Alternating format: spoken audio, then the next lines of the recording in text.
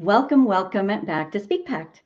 Today we have a branding giant who is going to dive deep with me into what a speaker brand is, why it's important, and how you get to that elite level status as a speaker through branding and positioning yourself.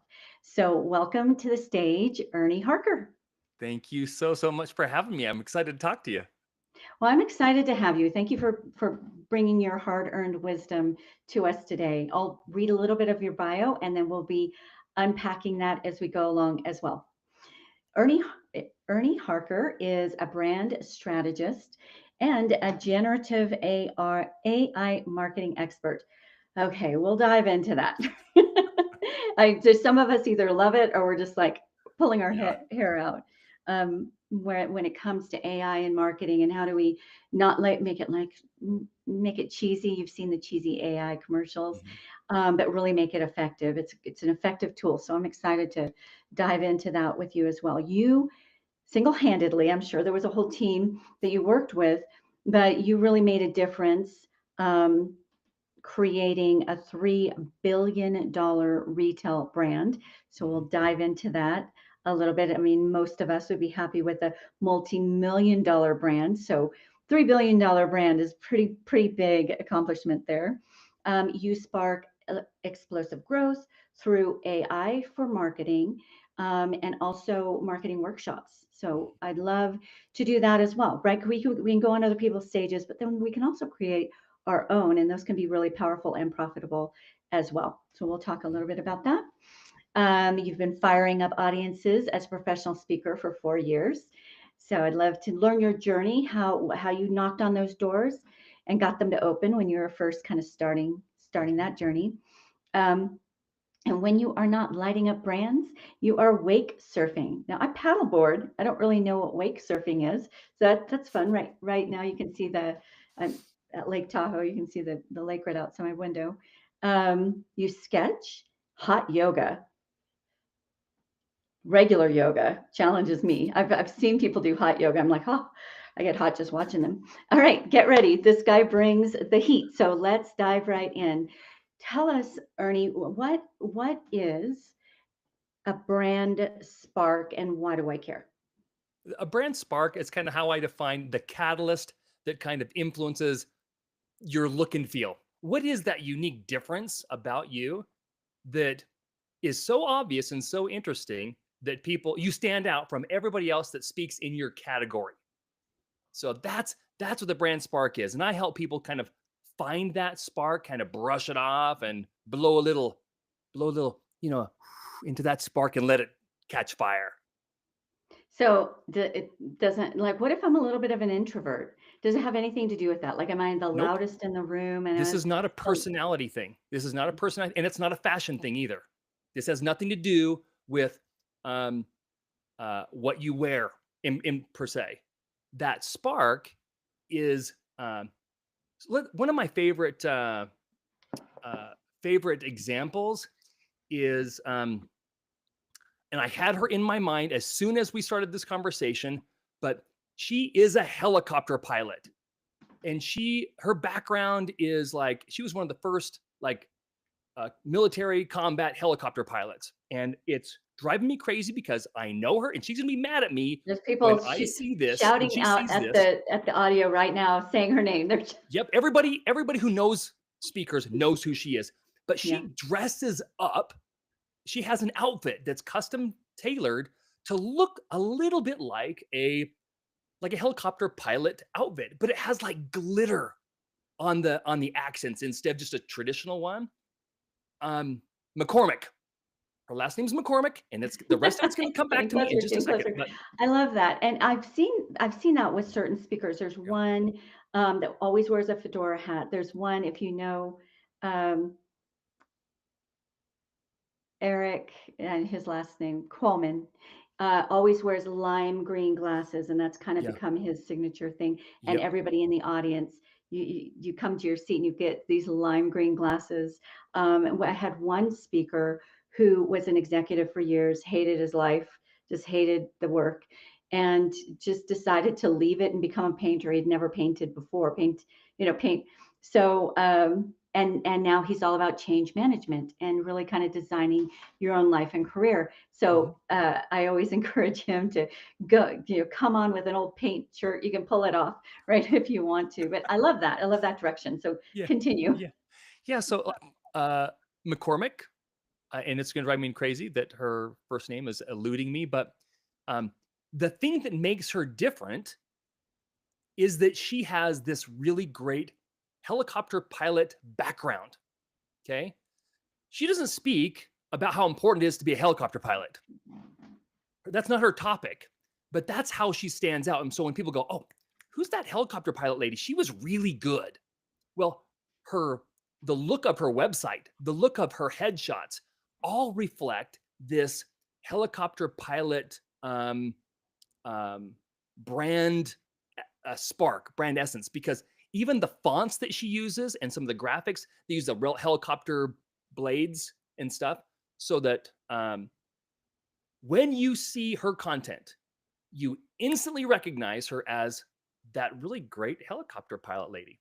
Well, if you're just trying to be the most attractive, you're gonna have a very difficult time standing out where other business speakers are trying to also be attractive and professional. You're gonna blend in with all the other attractive professional speakers.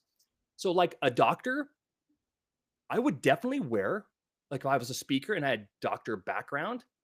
Well, yeah, I don't know. I don't want to be a doctor all the time. It's like, no, that is the thing that makes you unique amongst all the other doctors out there, the other speakers. Make sure you wear something that people can identify you as, oh, gee, he's that doctor.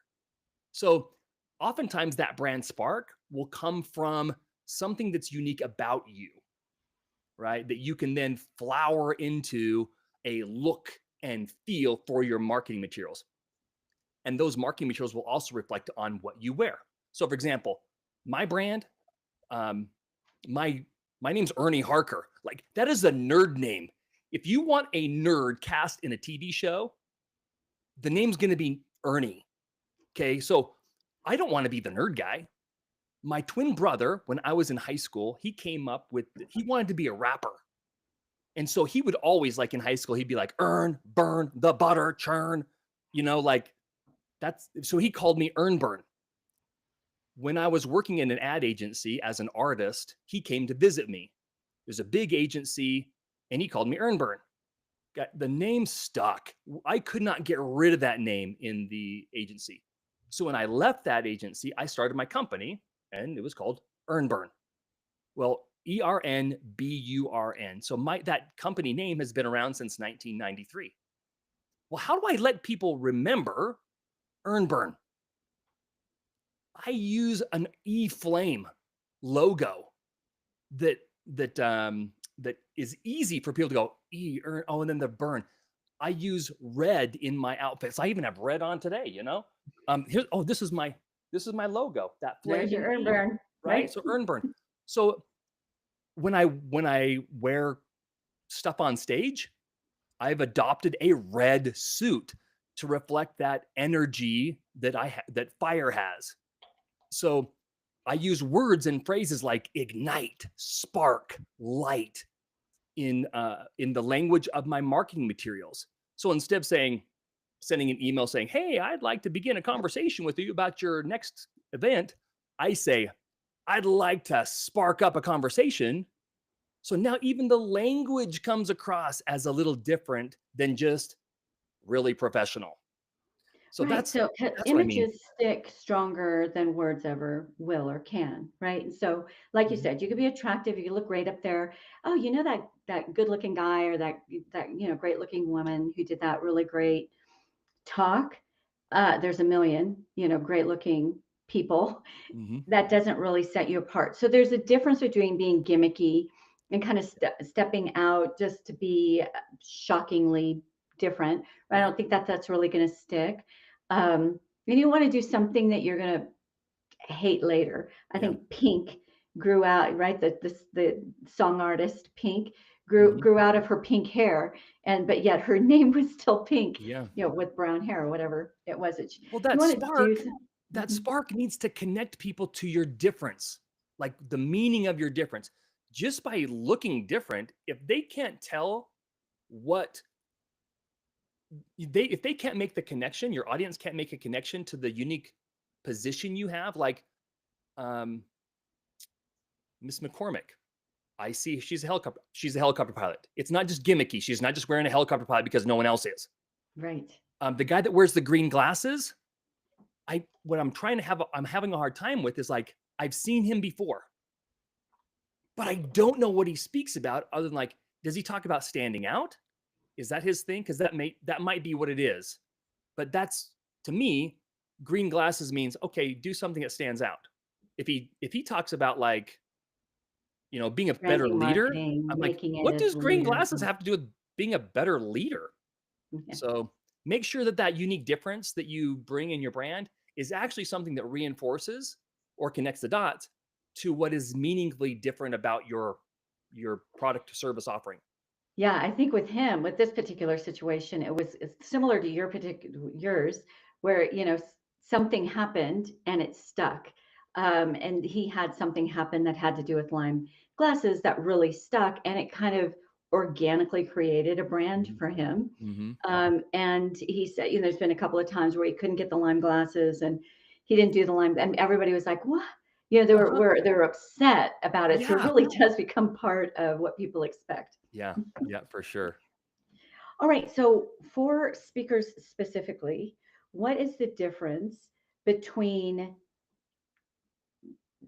branding as a speaker versus just branding as a product brand, and style as a Mhm. speaker versus styling, a brand, physical product image, I Yeah. guess?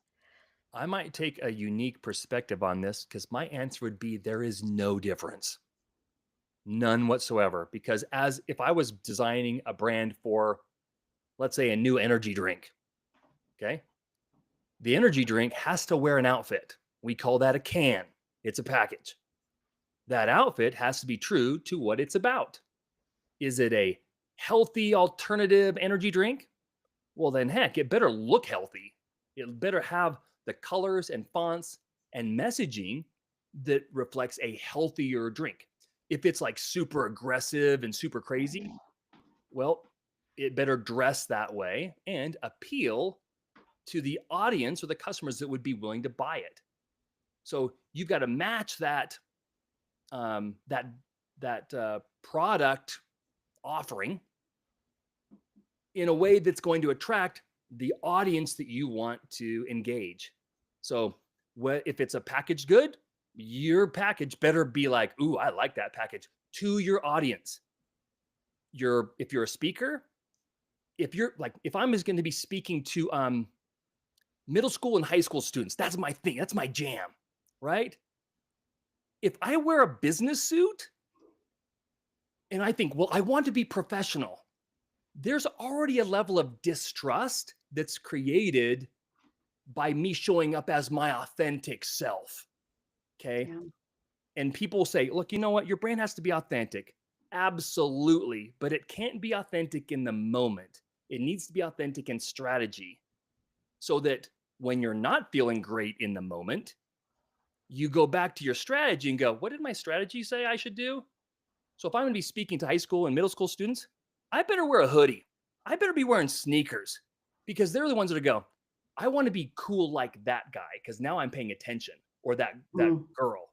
If they come across as a news anchor or um, a politician, you've lost them. So that's the similarities of packaging for branding, like a corporate brand and a consumer packaged brand, similar to like a professional speaker. So you got to So dress the part. effective in strategy. I really like that you said that, because I think sometimes we actually don't realize that when we try to hide our uniqueness. A couple quick examples of that Yeah. is, one speaker, had been burned as a child, right? So Hmm. she would kind Hmm. of grow her hair to Yeah. sort of Yeah. try to hide that. But it was such a big part of her story. Don't hide it. That's a Yeah. big part of what you bring to the table, overcoming, um, Hmm. succeeding against all odds, right? Those kinds of things. There's a Green Beret, Nick Lavery, who we've had on this show. He lost his legs in the line of duty. He doesn't always wear pants to hide the prosthesis, right? Right. He will often, let it be seen. Another lady, she had a certain kind of medical issue where her legs were abnormally swollen, and she would always try to hide them. But they were a big part of her story. I don't know if you've ever seen this guy. He has no arms, no legs, Hmm. and he's actually a dancer. And you're just like, how is that possible? He doesn't, obviously he does not hide who he is. Yeah. So can a physical thing, whether it's something like Yeah. major like that, or with me, I'm pretty subdued in my look, except I've got big hair, right? I mean, that's just something that I have. If I were to cut it all off, I think it would kind of affect my brand a little bit. Yeah. Am I ridiculous to think that? Yeah. Lean into the thing that makes you different. Man, if I had big hair, which I don't, but if I had big hair, I'd make it huge. I'd make it like, and for you, I'd have it backlit. So on your photos, people can see how big and cool and and curly it is. So people go, oh, she's that pretty lady with the big hair. She was fun, you know? Interesting. Yeah, just lean into it. And even accents. I Hmm. had one Asian lady, her whole brand was alternative medicine, Yeah. right? Yet she continuously was, she felt subconscious about her, and she spoke really well. You could Yeah. completely understand her, but she was subconscious about the accent. And when I encouraged her to know, press in, like that is part. Yeah.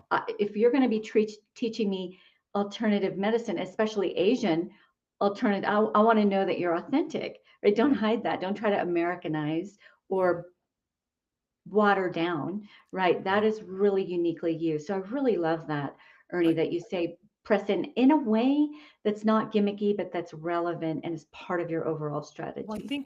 I think we lose speakers are we they lose their unique focus when they try to reach an audience or attract an audience that's not a natural audience for them. So for example, you hear this guy from the South and he's like, y'all, how you doing, y'all? It's so good to be here for all y'all. And okay, great. There is character and personality that's delicious and unique in that personality, right? Well, if a branding expert advisor came to him and says, look, you know what? If you're going to be speaking to like big brands, big companies, you got to tone that down. Oh, really? Okay. Well, I better change the way I speak so that I can be more stereotypical for this audience.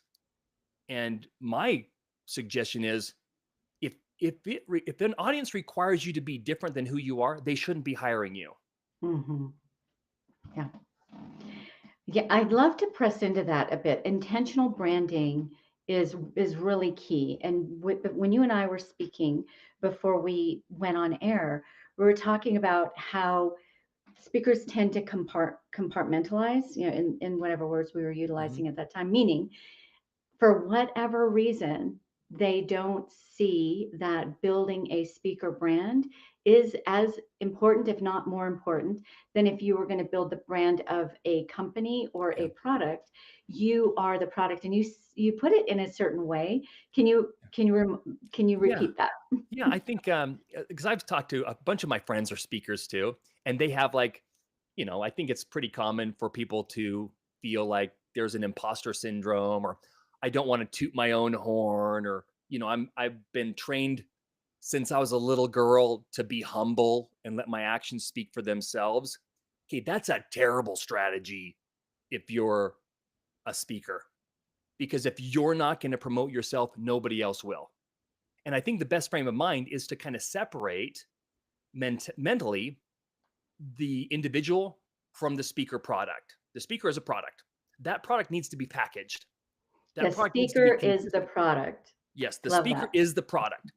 And so, I became friends with Chuck Norris doing a project for him. His real name is Carlos. No Okay? His way. name's I did Carlos not Moore. know Yep, that. full on Carlos.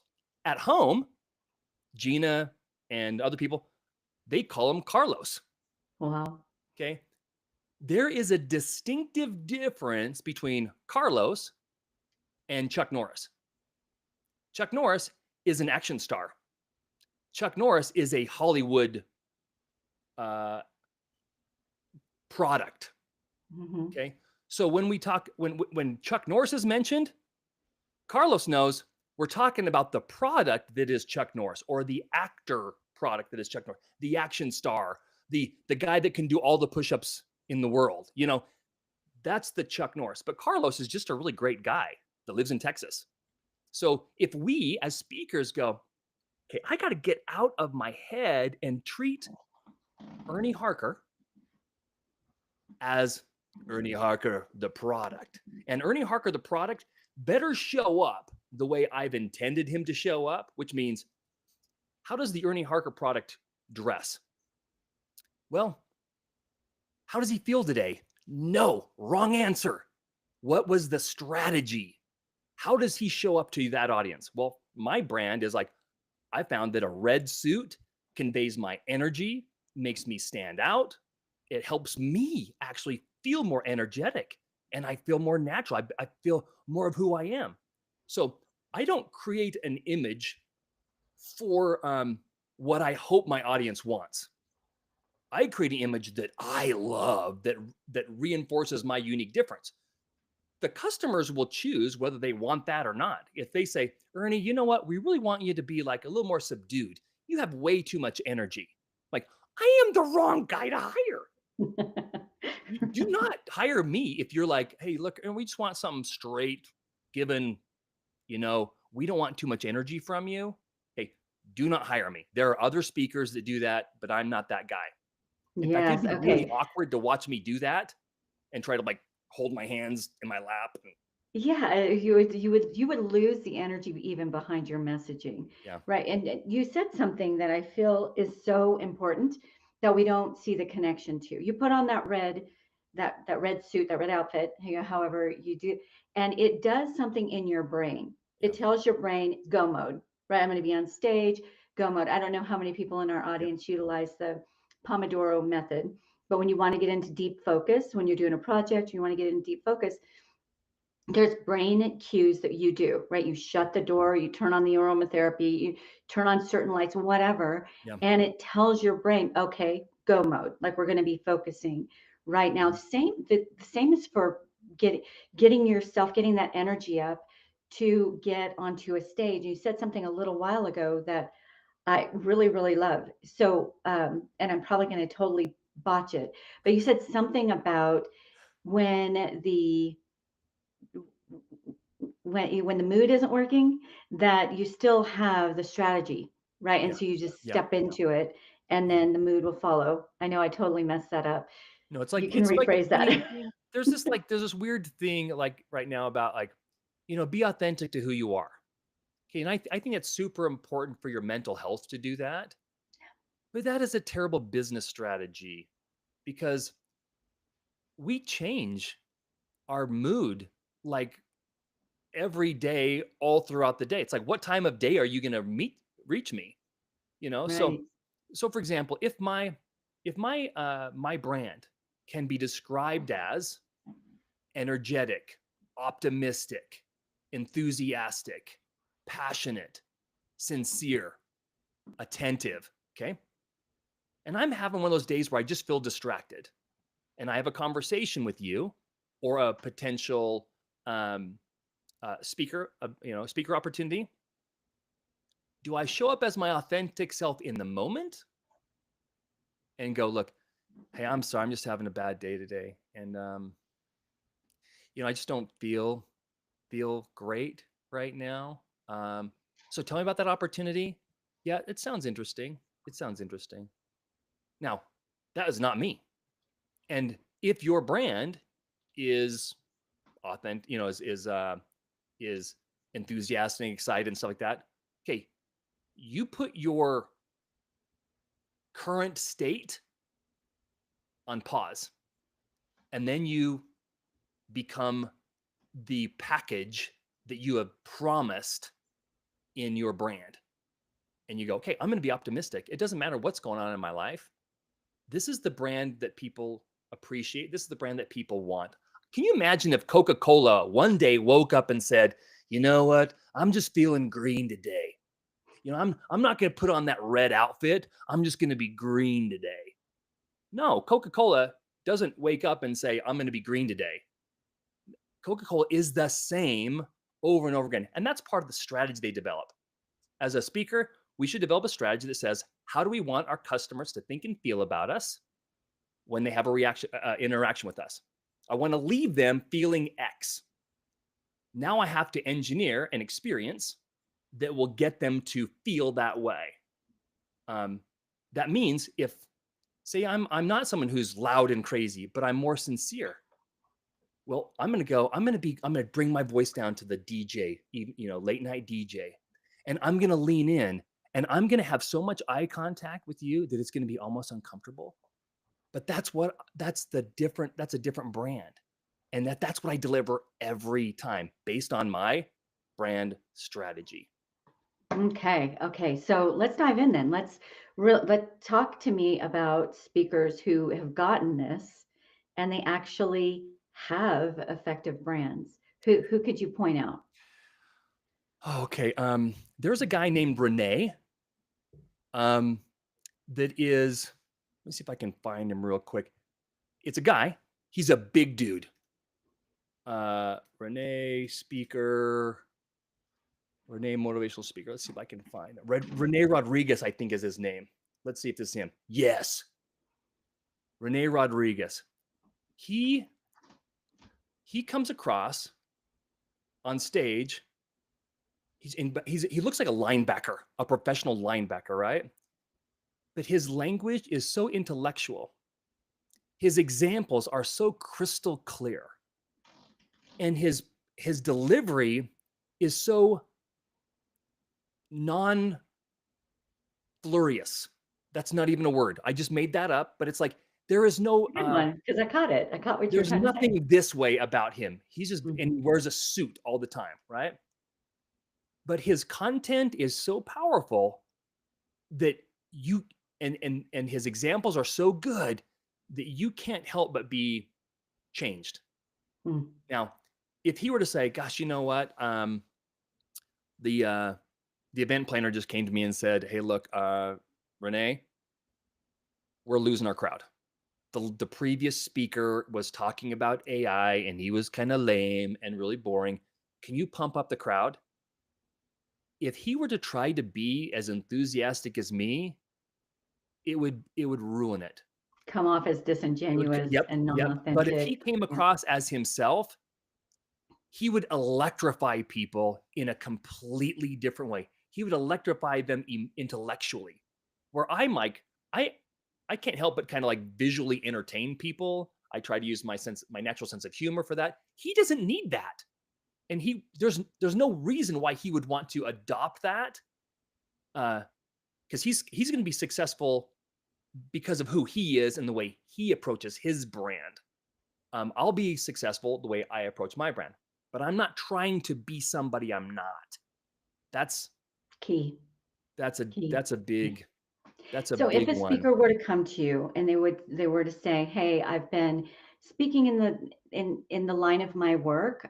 I'm an expert in ABC area, Yep. and I really do want to lean in to the speaking and corporate training, and into speaking and corporate training, and maybe make that more of my career and or revenue model. But I don't even know where to start with my branding, right? First of all, how do they get to the place where they really understand what is unique about them without stepping into the inauthenticity? Right. What would your consulting be to them, So to that there's person? two different ways to find that spark. One is to mine for it. That means to dig deep into the personality and the background or experience of the speaker. So I would ask like, okay, so what's your background? Where did you grow up? Almost like a therapist would. I mean, it's like brand therapy, right? Because you're asking questions that are Brand therapy. Ooh, deeper. that's It's good. brand therapy. So you're asking questions that go deeper than they're comfortable asking themselves, because most people, they don't dig deep enough for their brand uniqueness. They say, well, um, I speak on team leadership, being better leaders. I go, okay. Of course, first question, what makes you qualified to do this? What's your background? Well, I was a helicopter pilot. That sounds cool. How many other helicopter pilots? Well, um, I was a yoga instructor for 25 years. Like, oh, well, how many other yoga instructors have been around for 25 years? Or I was a prisoner of war for 6 years. What's my story? What is the story that you draw on in your presentation that's a key part of your message? Clint So, okay, Colbert. that's really, I don't want to gloss over that because Yeah, that's really important. So we all have different things we've done, experience, but what yeah, you're saying is that's integral, that's strategic to your actual message, right? yes, To yeah. your talk. Yeah. So that people, and here's the reason: we've all seen Super Bowl ads that were hilarious, really fun. But we have no idea what the product is. Like 2 weeks later, we go, "Oh, there was this really cool ad, but I don't know what it was for." Hey, that's a waste of money. A lot of money. Yes. So you want to make sure that your unique brand spark that people remember you kind of ties into your message, so that they go, "Oh, he's that leader that does this."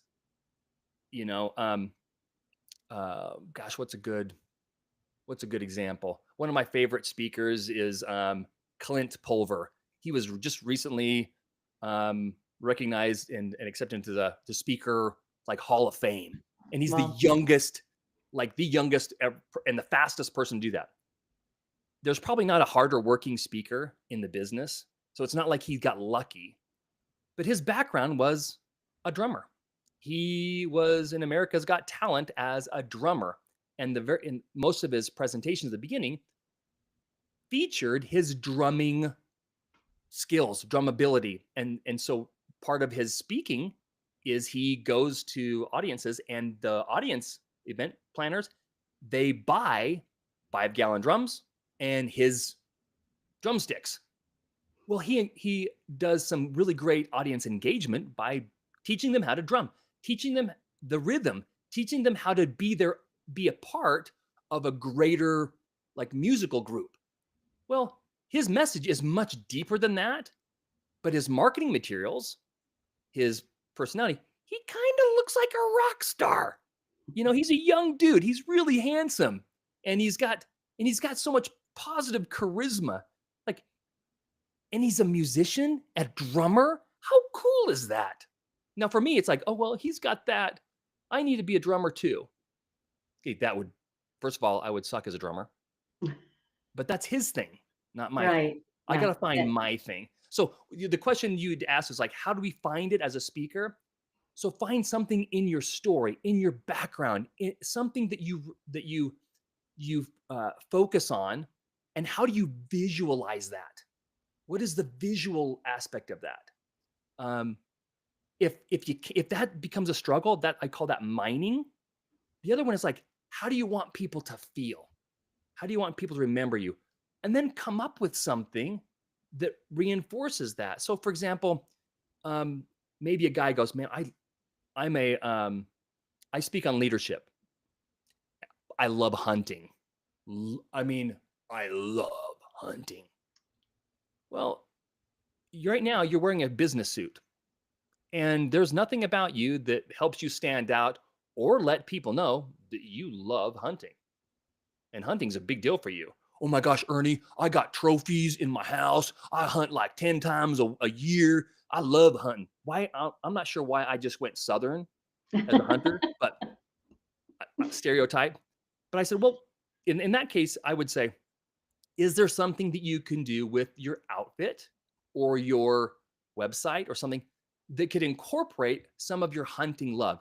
Is there camouflage? Do you wear a camouflage tie? Do you wear a camouflage belt? Do you wear, like, would it be appropriate for you to incorporate hunting stories in your message so that people go, "Oh my gosh, that guy had that great hunting lesson in his leadership, or great hunting story in his leadership lesson"? Because that's a natural extension of who he is. And then visually, as people are considering all of these different leadership speakers, they go, you know what? Our audience, they would really appreciate someone who knows something about hunting. The Arkansas Association of Realtors, the Texas Association of Plumbers, whatever. It's like, man, of all of the different brands out there, all the packages out there, speaker packages, which one has something about their brand that we think would bring a little bit of flavor that our audience would really like? It also really helps craft your talk, Yeah. because every talk needs metaphors, every talk needs stories. But if you're mixing too many metaphors, if you're kind of all over the place with your stories and there's not a through line, Yeah. then Yeah. obviously a confused audience is going to forget you Yeah. happily, right Yes. after you leave, because you just overwhelm them and confuse them. But if you stick with a through line, so maybe it's an audience that really cares nothing about hunting, Yeah. but he brings in really important strategies and skills that are needed for what they do care about Yep. through those stories and those metaphors. Yeah. And then he's remembered as, yeah, that hunter guy, Yeah. he was pretty great, because based on the way that he brought the content, I have now implemented, XYZ. And that person obviously has nothing to do with hunting. And we're just able to Yes. catch the story and catch the key, right, of Yep. what was trying to be brought forth. It really helps to focus your Hmm. talk and your delivery, because otherwise you're Yeah. pulling metaphors out of every direction. They might be great ones, but Yep. they're mixed, and Yep. people cannot follow that through line. You need lots of those reinforcements, that through Mhm. line, the visual through. Liz McCormick. Elizabeth Liz, there we McCormick go. is the There we girl. go. She actually, in her presentations, she does a flight simulator. So everybody in the audience can simulate like what it's like to fly this helicopter, right? But just like the hunting guy, or like the doctor, or like the ice climber, or whatever, the audience doesn't have to be interested in that thing. Like, I was never interested in being a helicopter pilot, but boy, it sure made her message, Liz's message, a lot more easy to remember. I've never Mhm. been a drummer, never drummed, but man, when I watch Clint Pulver and he drums, boy, he drums in that message. So it's not like, oh, you have to have your gimmick or your theme that your audience already engages with. No, you just have to do something that's different so they can identify you from the ocean of similar other offers. Yeah, the ocean. I think the core insight here that you've been bringing to the table, which I love because I feel like a broken record sometimes, is if you're going to build yourself up, right, as a speaker or a corporate trainer, which is a 6, 7, 8 figure career, depending on how far Yeah, you want to take it, then treat it like you would if you were going to build a corner storefront, right? That's got to have a yeah, brand, because there's a million other storefronts out there. yep. And it's got to have a personality, something that draws a certain crowd. Hmm. Um, and it needs to be intentional. It can't just Yeah. be haphazard. You craft that, and then you build around. That You, strategy. yeah, you build around that You know, strategy. that's a really great segue to like my AI kind of background, Yeah, let's talk because about that. we when people start using like a large language model like ChatGPT or Claude or Gemini or whatever, what ends up happening is the large language model tracks and kind of monitors your voice, your tone, your language. Even if you're having a bad day, even if you're not polite, even if you're whatever. So, what happens is it takes a homogeneous snapshot of who you are and creates a homogeneous representation of your language and brand. Well, a really great brand will have a strategy, and this is how, and it's super, super simple. So, I'll use ChatGPT, but you can use any large language model. So, I can go to ChatGPT and start a new chat or create a custom GPT, which I love. And you basically go, okay, in this custom GPT, I want you to serve as Ernie's speaker brand voice. I speak to these people, this audience, and this is my expertise. Okay.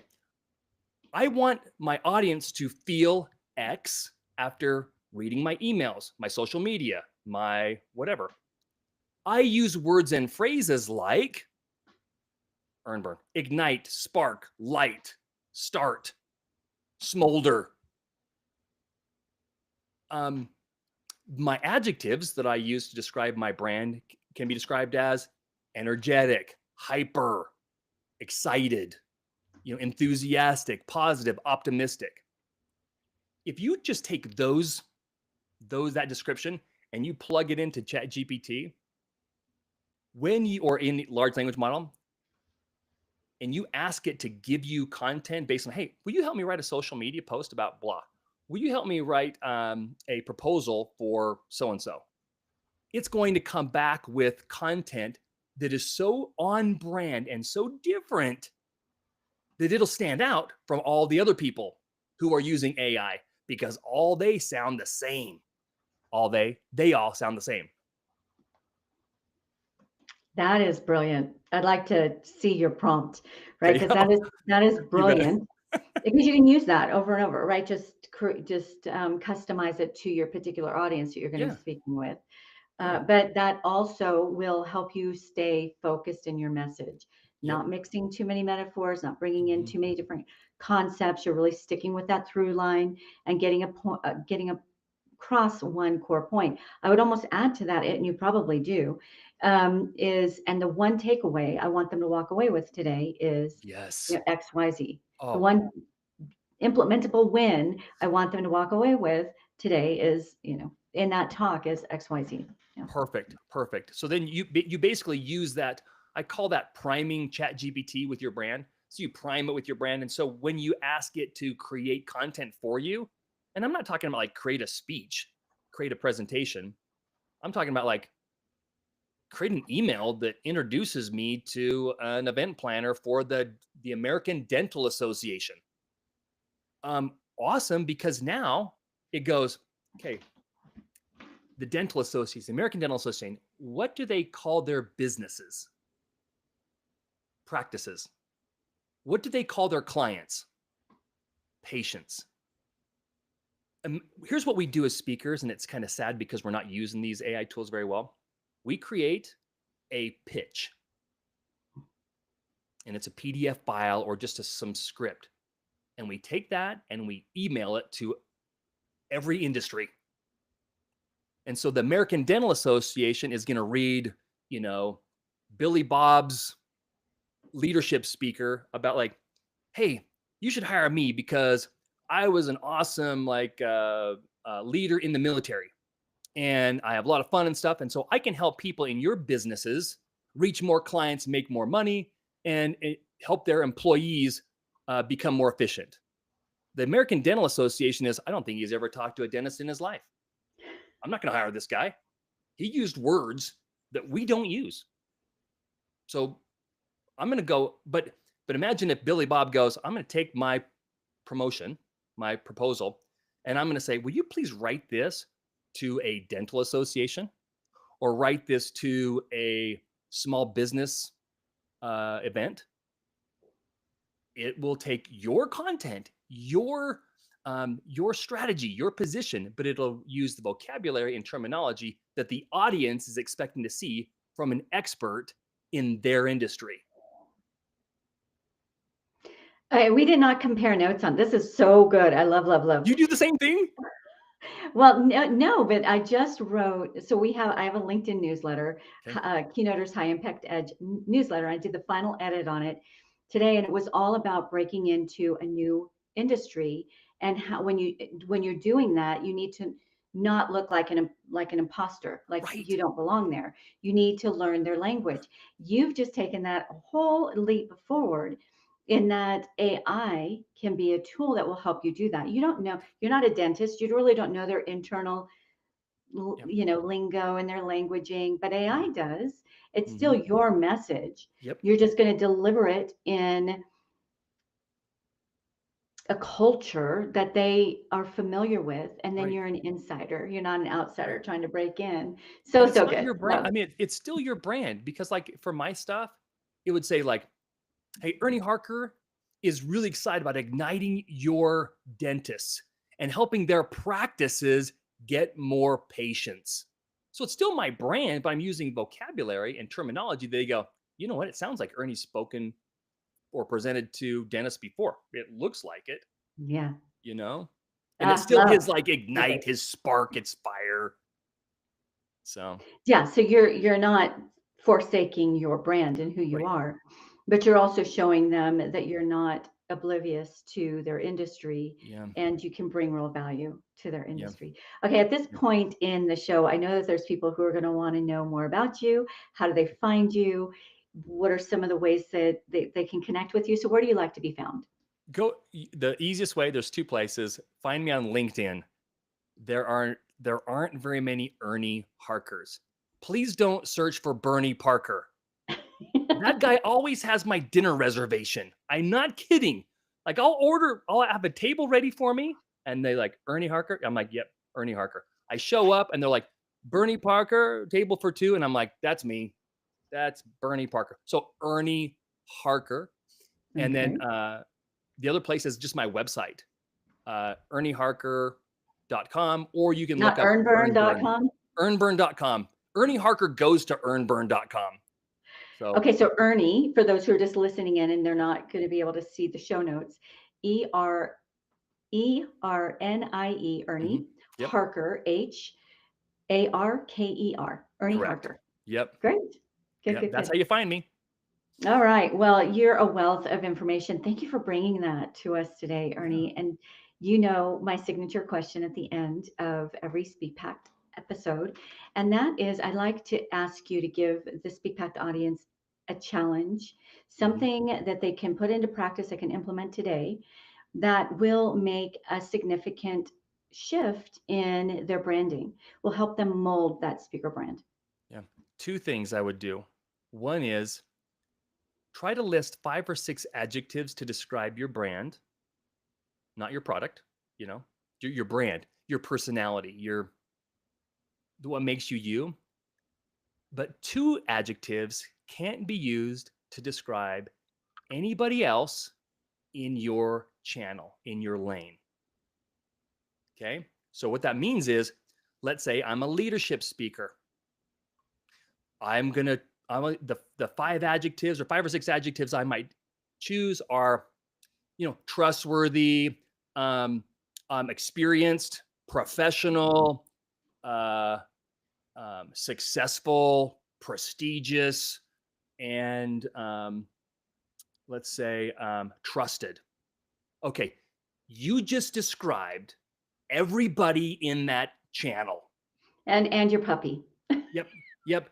And you're like, so the reason we do that is that adjectives describe brand assets, colors, fonts, textures, logos, outfits, all that stuff.